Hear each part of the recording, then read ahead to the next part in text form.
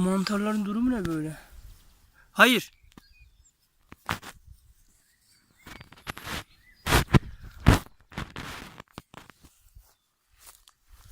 Bakalım bir. O nedir böyle be? Peki sen biraz daha iyisin. O ne? Abo. Peki senin kafa kadar var ha.